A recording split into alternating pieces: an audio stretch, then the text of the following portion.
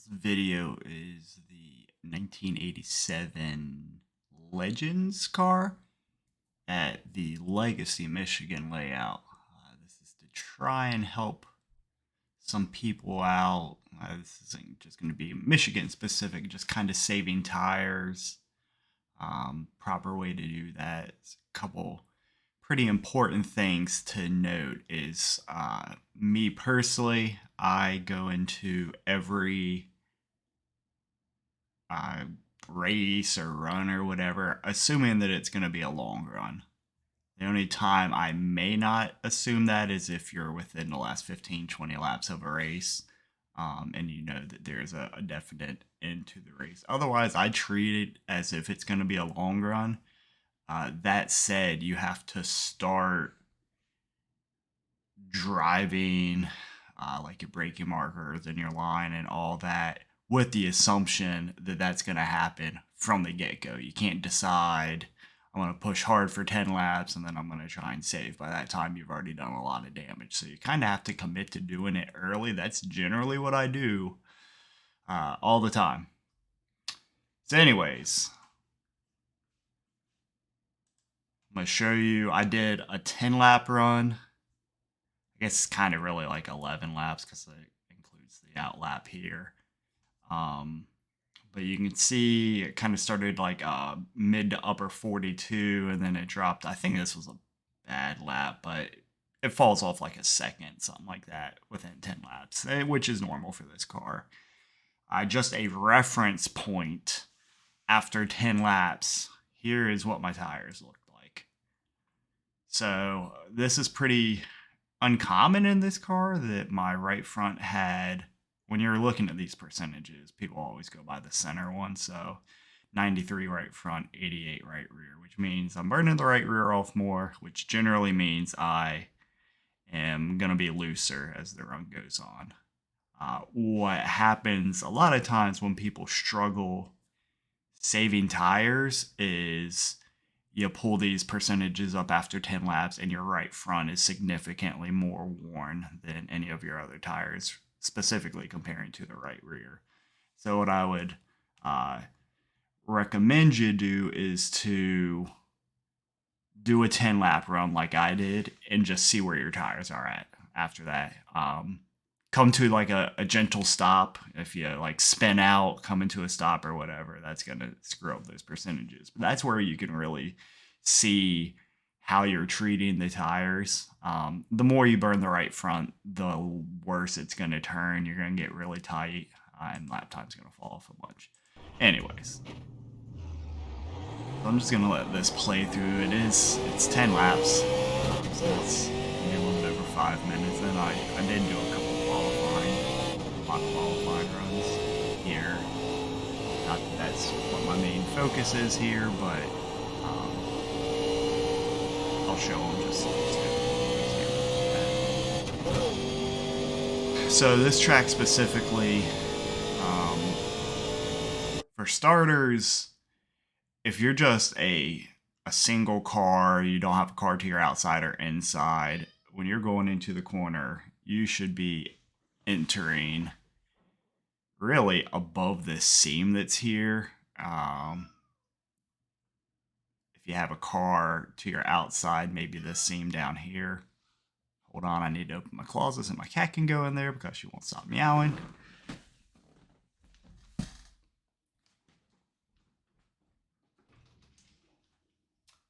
But yeah, you need to be entering from above that seam. Entering anywhere below that, you're going to have too shallow of an entry. You got to brake sooner, and your car's just going to generally get really, really tight, and it's going to wear the right front pretty significantly. So when I'm trying to come up with brake markers, what I do at pretty much every track is I start looking for visual cues or reference markers that are up on the wall. It's the easiest thing to do. Here, you got a start of a safer barrier here. Also, the end of all these 3M banners. There's a stoplight up here. There's some banners here. So there's a lot of points that you can look at. Me going into this run knowing I want to save tire and assume it's going to be a long run, I'm probably braking maybe the fourth to last 3M thing here, a bit before the safer barrier. I'm not using a lot of brake. I'm jumping completely out of the throttle. You can see I'm only peaking at maybe 10%. I'm not using a lot of brake here. But I'm going to let it roll all the way. I didn't pick the throttle back up at all until here. So pretty far into the corner. And then when I'm picking the throttle back up, I'm not going back to full throttle. You're not going to pick up full throttle until you're completely off the corner. Or close to off the corner. So I'm full throttle right here. Exiting out all the way to the wall. When you're exiting the corner, you should be using the throttle to, it's going to maybe be a little bit confusing, but you should be using the throttle to exit you out wide. You should pretty much never have a ton of wheel to the left in it as you're coming off the corner. You need to release the steering, the steering wheel needs to be more straight, and you're using the throttle to push you out towards the wall. If you exit shallow, not all the way out to the wall, that means you probably have a lot of wheel into it, and that's just going to wear out that right front.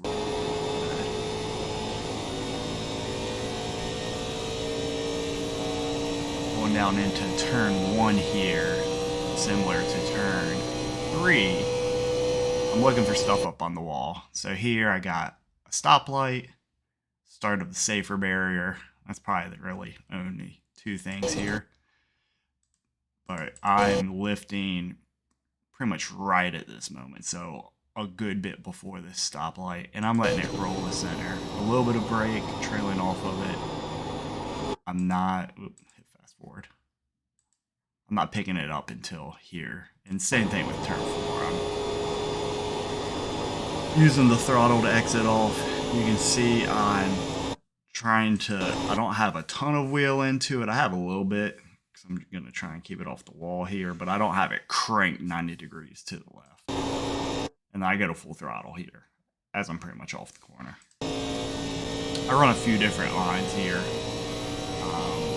It's kind of showing off that you can run all the lines. The line may move as you're going more and more laps. Rubbering in the tracks. This is what I would call the bottom groove. I drive them all generally the same in terms of rolling the center, brake, stoplight. This is kind of running what I would call the first seam. I'm kind of between this seam here. A lot of times I loosen the car up a little bit. Probably why my tires wear out, or my right rear wore out. But I think I am this wrong because I just went into this cold turn. Let's try it. Starting out above that first seam, but then I kind of dip below it there. I will start mixing in some other lines here. Like I said, you want to kind of be above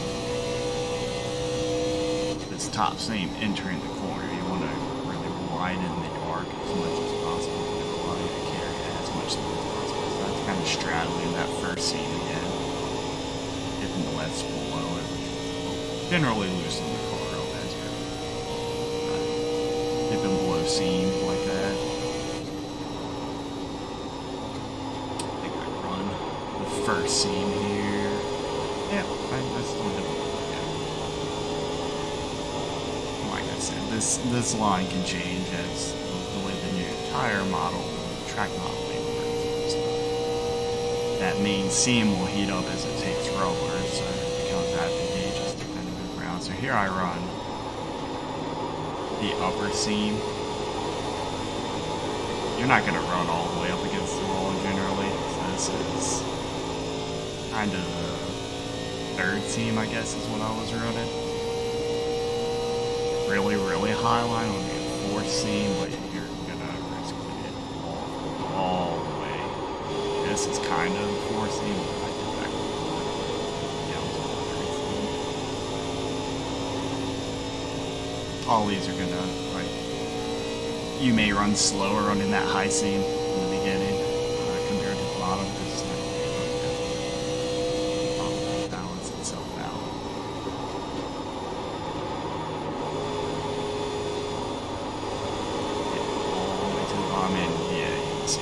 I got loose going all the way to the bottom. I have to really be patient with that throttle. I did notice that this track seems to be a little bit looser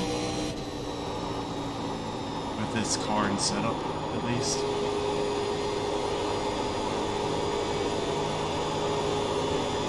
Getting loose there, you can see me counter steering.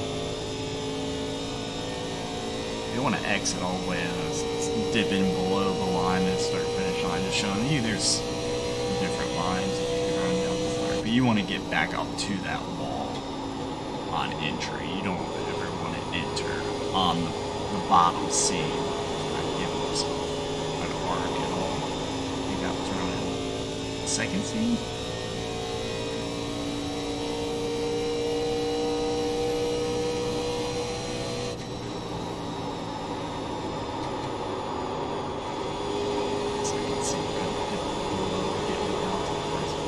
It's getting loose again. I was getting a little bit too much throttle, I think.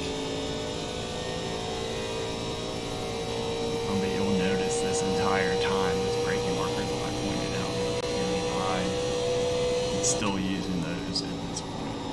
Right here.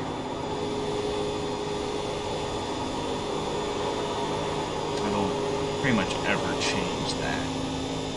The only time I would change that, like I said, is if it's the very end of the race and I know it's going to hit. I save tires. But even in this car, you can really do a lot of damage in 5 laps. You can't go flat out qualifying laps for 10, 15 laps. It's going to struggle.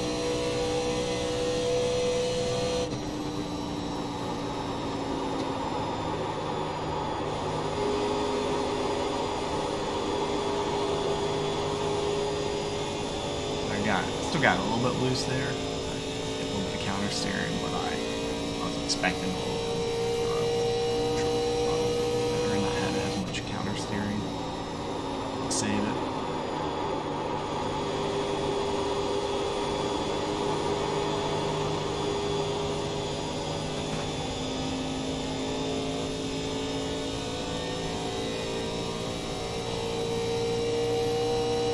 A couple more laps here.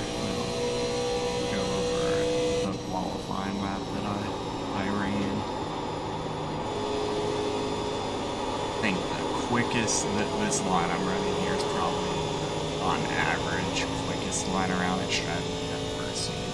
Going too low and it's not the grip you need down there. Running up high, or just laps, pure lap time laps. It's so much wider up there.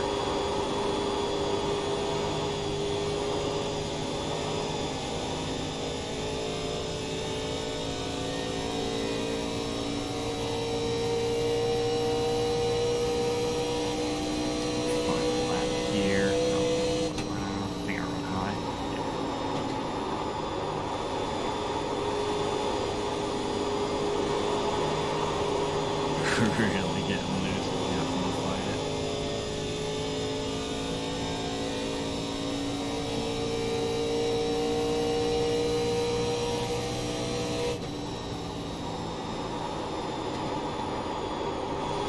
to fight it.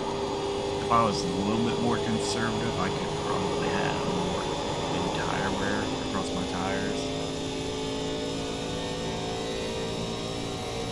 Anyways, that's what 10 laps look like.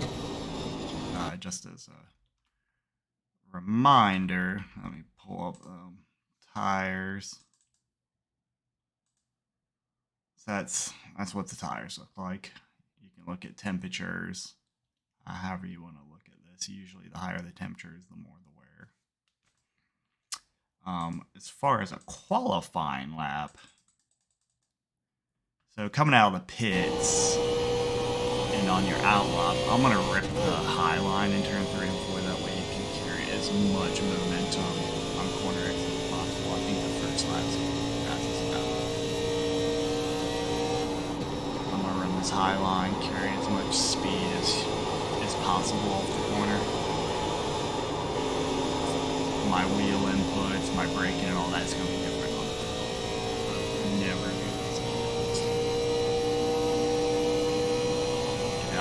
wall here. I think I drive it in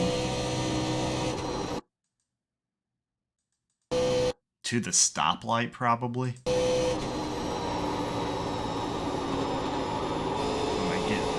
I'll get into the throttle a little bit more aggressive here because I'm not trying to save anything. Kind of running that first scene, and then maybe like the start of this safer barrier. A little bit before that. Experiment with it a little bit. Get my lefts below that scene. And then help rotate. Make it out nice and wide to the wall. Definitely watch this. If you have any questions, let me know. I'm just trying to help people be more consistent,